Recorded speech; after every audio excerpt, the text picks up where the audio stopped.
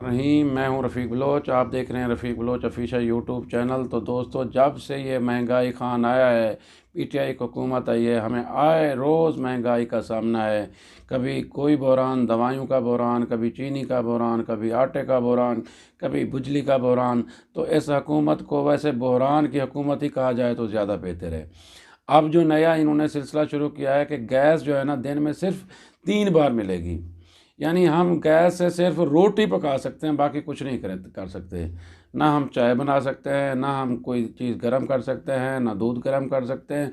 अगर मेहमान आ गए जो है ना वो खाना पकाने के अलावा, तो हम उसके लिए भी जो है ना वो परेशान हैं।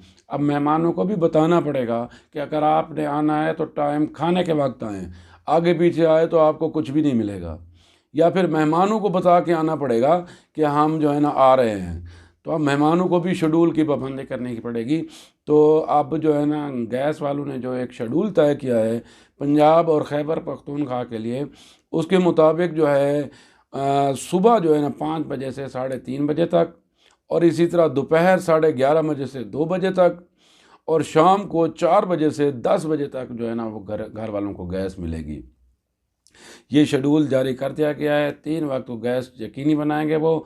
और ये शेड्यूल जो है ख़ास तौर पे घर वालों के लिए है, ताकि वो इस दौरान जो कुछ करना चाहते हैं कर लें, आगे पीछे गैस नहीं मिलेगी।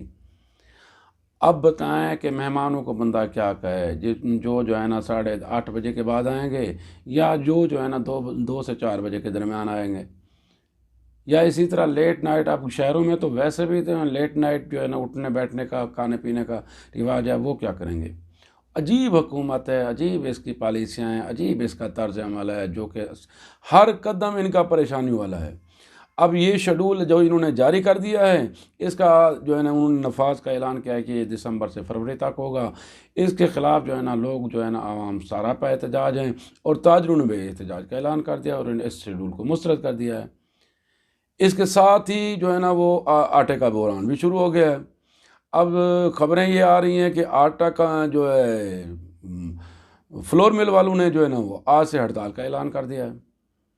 अब ना आटा होगा, ना जो है ना आवाम को रोटी मिलेगी, गंदम भी नायाब हो जाएगी। तो मतलब है कि आप कीमतें बढ़ा के भी पूरी नहीं कर रहे। यानी गैस की कीमतें बढ़ी, चलो आवाम को ये उम्मीद थी कि कम अज़ कम पैसे से चीज़ तो हमें मिल जाएगी, लेकिन बदकिस्मती ये है कि हमें पैसे से भी चीज़ नहीं मिल रही। उसका भी शेड्यूल तय कर दिया गया। ये भी पाकिस्तान की तारीख में पहली दफ़ा हुआ है। फिर इसी तरह एक और इन्होंने वो किया है कि बिजली की कीमतें भी बढ़ाई, लेकिन बिजली भी पूरी नहीं है। चीनी का आपने हशर देख लिया कि चीनी का क्या हशर हुआ, और कितनी यानी 55 रुपये से लेके 110 और 150 तक भी नायाब हो गई। कोई एक चीज़ भी इस हुकूमत से जो है ना वो कंट्रोल नहीं हो रही, और आवाम है कि अब बद्दुआएं देने पे आ गए हैं।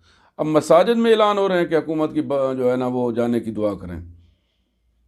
गुज़श्ता रोज़ तो खुतबे में एक मौलवी साहब जो है ना वो हुकूमत के ख़िलाफ़ जो है ना वो तकरीर फरमा रहे थे।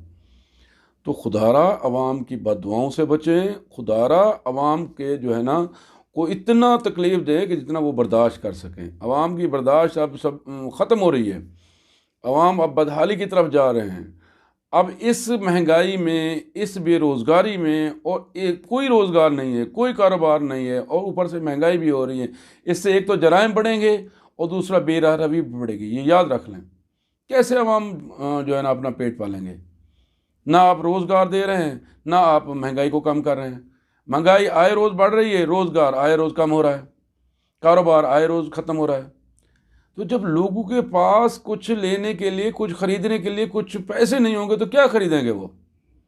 तो खुदारा अवाम को का एहसास करें। बेहिस बेशरम हुकूमत को अवाम का एहसास करना चाहिए। ये हुकूमतें, ये कवानीन, ये चीज़ें अवाम के लिए ही होती हैं, उनकी सहूलत के लिए होती हैं, उनके लिए आसानियाँ पैदा करने के लिए होती हैं, ना कि उनके लिए अजाब पैदा करने के लिए होती हैं। यकीन माने मौजूदा हुकूमत और उसकी पॉलिसियाँ और उसके वज़ीर मुशीर जो है ना ये अवाम के लिए वबाल बन गए हैं। वज़ीर मुशीर को तो चाहिए कोई आके अवाम को तसल्ली दें, बल्कि उल्टा के कहते हैं जी कहाँ महंगाई है। यानी ये तो ज़ख़म पे नमक छिड़ने के बराबर है। फिर कहते हैं जी बाहर महंगाई बढ़ रही है तो इधर पाकिस्तान में भी महंगाई हो रही है। और बेशर्मो, बाहर महंगाई बढ़ रही है तो लोगों की आमदनी भी बढ़ रही है। वहाँ फ़ीकस आमदनी भी पाकिस्तान से बहुत ज़्यादा है। तो आप जब हमारा बाहर के साथ कंपेयर करते हो तो फ़ीकस आमदनी का भी कंपेयर करो ना, कि वहाँ जो है ना वो आमदनी कितनी है और फिर महंगाई की शरह कितनी है। एशिया में पाकिस्तान पहले नंबर पे है महंगाई के हिसाब से, और सबसे ज़्यादा एशिया में महंगाई है, और फ़ीकस आमदनी सबसे कम पाकिस्तान में है।